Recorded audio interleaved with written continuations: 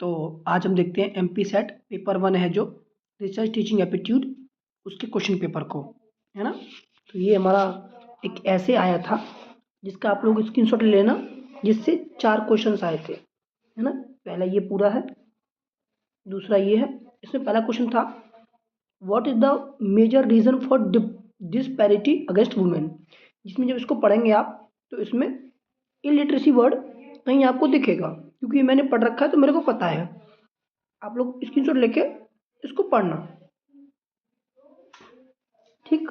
उसके बाद में सेकंड क्वेश्चन है वुमेन मूवमेंट हैज़ प्रोग्रेस्ड, उसमें भी यहाँ पे एक वर्ड था अनइवनली, तो वो आपको देखने को मिल जाएगा कब, जब आप इसको पढ़ेंगे तब, है ना। फिर थर्ड क्वेश्चन है women right worker pressing for, ये लीगलेशन के लिए जो स्त्रियां हैं वो अपने सुरक्षात्मक कानून उठाने पर कंटिन्यू प्रेसिंग के लिए कर रही हैं। Fourth who help in the advance of women through educational culture programme, तो यहाँ देखो यूनेस्को लिखा है, मतलब जिस पैराग्राफ पढ़ेंगे बिना पैराग्राफ पढ़े आप आंसर नहीं कर सकते हैं। तो पहले का बी, दूसरे का सी, तीसरे का ए, चौथे का सी और पाँचवें का हमारा फ्रीडम फ्रॉम पॉवर्टी, ये पैराग्राफ से मिल जाएगा आपको। नेक्स्ट अब आते हैं एक्चुअली हमारे टीचिंग एप्टीट्यूड पे। पहला क्वेश्चन है which is not a type of non verbal communication, तो नॉन वर्बल कम्युनिकेशन मतलब है कि हम मौखिक से ना बोल के इशारों से बात करें, तो कौन से इसमें ऑप्शन नहीं है। तो फेशियल एक्सप्रेशन, इसमें कुछ बोलना नहीं पड़ता है, चेहरे का हाव है, गेस्चर पोजिशन पोस्चर, इसमें भी यूज नहीं होता कुछ बोलने के लिए, सिम्बॉलिक भी ये भी कुछ नहीं बोलते, तो इसमें नन ऑफ दीज आंसर हो जाएगा। सेवन्थ की बात करते हैं, तो सेवन्थ में हमारा जाएगा 6 पेज है, जिसका आंसर हमारा बी हो जाएगा, है ना। एट्थ में आते हैं, एट्थ क्वेश्चन पे in professional setting which of the following communication barrier most likely to cause miss culture difference, जो हम लोगों को मिसअंडरस्टैंडिंग कर सकता है कभी कोई ड्रेस चेंज चक्कर में, या फिर दाढ़ी या फिर शेविंग के चक्कर में। नाइन्थ क्वेश्चन की बात करते हैं, तो नाइन्थ क्वेश्चन में इंट्रापर्सनल की बात आ जाएगी, जब हम खुद डायरी लिखेंगे और अपने शब्दों को डायरी पे मेंटेन करेंगे, तो ये इंट्रापर्सनल कम्युनिकेशन रहता है, हम अपनी अंदर की चीज़ों को लिखते हैं इसमें। 10th क्वेश्चन में वो message transmitted through the some technology का इस्तेमाल करेंगे, तो उसमें आ जाएगा मीडिएटिंग कम्युनिकेशन का। थर्ड का कौन सा हो गया हमारा ए, ठीक। इसमें जब कैलकुलेशन करेंगे कि सेलिंग प्राइस ऑफ बुक 500, अगर उसे 25% प्रॉफिट होता है तो कॉस्ट प्राइस होगा, तो उसका आंसर है 400।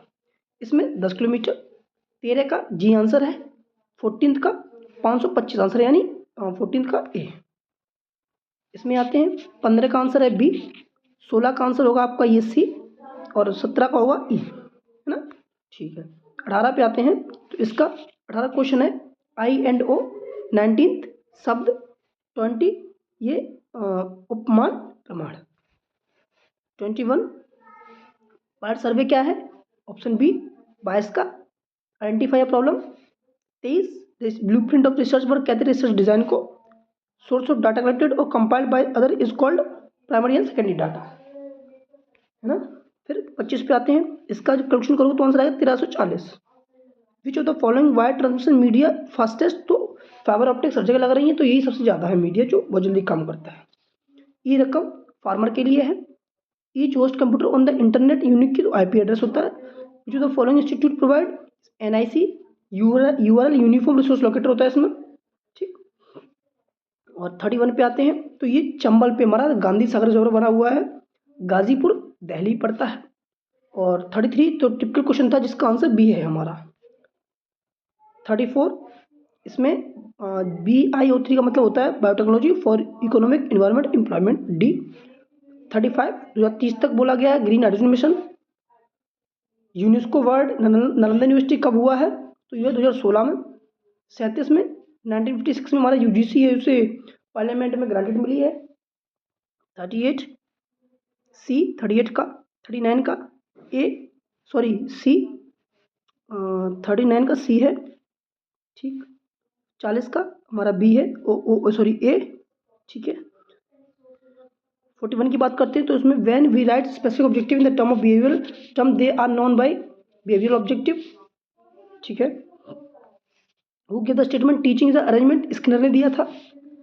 कौन विकास 43 विकास तकनीक के रचनात्मक पहलू को निम्नलिखित कौन सा शामिल है, रिकॉल और रिकॉग्नाइजेशन। 44 की बात करते हैं, विच of the epsilon naught correct, तो ये करेक्ट नहीं है, मॉनिटरिंग वाला उपदेश देना। 45 की बात करते हैं, तो इसमें टीचर आंसर आ जाएगा। ठीक है, ये है हमारा लास्ट पेज आज का। प्राइमरी सर्वे ऑफन कॉल्ड कहलाता है मेन सर्वे। ठीक। 47 in experiment research what does the term control means. तो इसमें हम कंफ्यूज हैं, लेकिन इसका आंसर डी ही होना चाहिए। फर्स्ट स्टेप रिसर्च के लिए selection of epic software package. और 49 में एब्स्ट्रैक्ट लिटरेचर रिव्यू कंक्लूजन, जिसमें रिसर्च कंप्रिहेंसिव रिपोर्ट में मेन कंपोनेंट कौन कौन से होते हैं। 50 पे what is theory of right and wrong called ethics. ये हमारे क्वेश्चन पेपर थे। आप चाहें तो स्क्रीनशॉट दोबारा ले सकते हैं, लेकिन पैराग्राफ बिना पढ़े आप लोग आंसर मत देना। ये हमारा जो एमपी सेट है, मध्य प्रदेश का एमपी सेट 2024 एमपी में होता है वो। ठीक है ना। तो ये पहला पेपर था हमारा, फर्स्ट पेपर। सेकंड पेपर जैसे ही आंसर लगाऊंगा, मतलब थोड़ा टाइम दीजिए, उसके बाद में वो भी हम लैब साइंस का आपको डाल देंगे। तब तक के लिए थैंक यू क्लास, पढ़ते रहिए। मिलते हैं नेक्स्ट ईयर इसी पेपर के साथ, तो जो नेक्स्ट पेपर होगा वो।